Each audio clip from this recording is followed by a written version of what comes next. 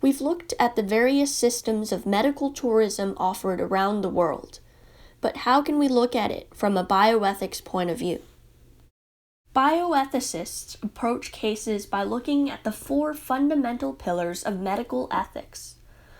One pillar is autonomy, the idea that rational people should be able to choose what they want for themselves and their health, even if their doctor disagrees.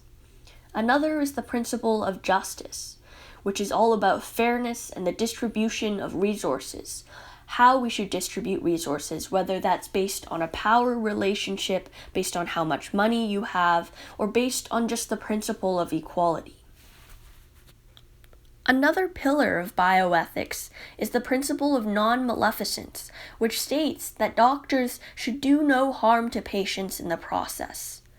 Finally, there's the principle of beneficence, which claims that you not only have to not do harm, but you also have to make decisions that would add to the benefit of the situation for the patient. Under the principle of autonomy, let's say that a patient in the United States can't afford medical insurance at home.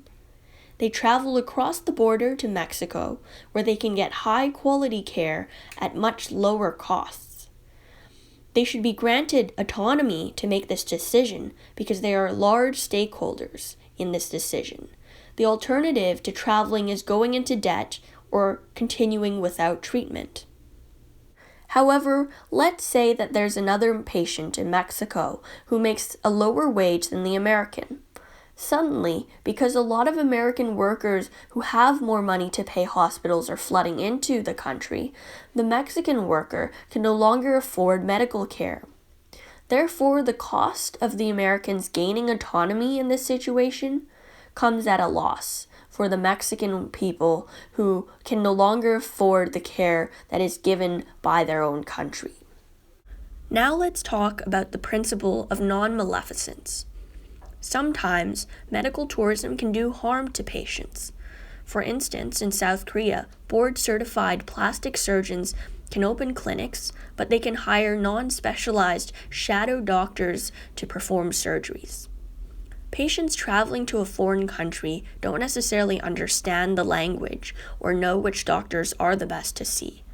This results in many patients having infections and regretting their decisions later on.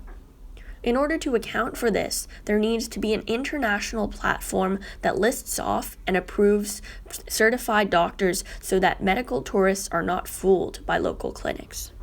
Another problem is that surgeries and other procedures often involve follow-up. If the patient leaves the country where they're getting the treatment, there needs to be an efficient way to send medical records back home or for the patient to return for follow-ups. In order to not do harm to the patient, there must be a more comprehensive medical care system that links the tourist destinations with the home countries. Next is the principle of beneficence. On the bright side, medical tourism benefits the patients and their families by offering important treatments that might not be offered at home. For instance, patients may travel to Europe for a new technology developed by doctors at that specific hospital because that hospital might specialize in the kind of treatment that they need. There are also a lot of Japanese and Chinese tourists traveling to Taiwan and South Korea, recognizing that there they can get a high quality of care at certain facilities. That treatment can improve the patient's quality of life and could be even life-saving, which is why it falls under this principle of beneficence. Finally, let's talk about this idea of justice and distribution of resources. Current models are based on a power structure, that people who have the most money are able to access the best types of medical resources in many countries.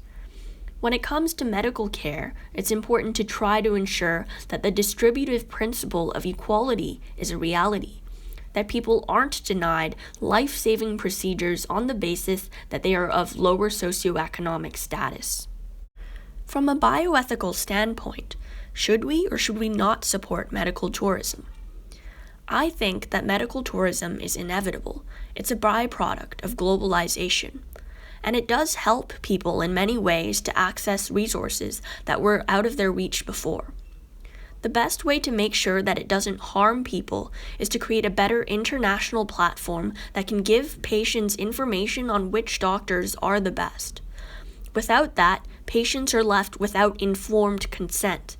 They consent to treatment without knowing how certified the doctors are and what they are getting themselves into. There needs to be a high standard of care in the medical tourism industry. This includes stricter regulations and better communication between doctors at the tourist destination and those in the home country.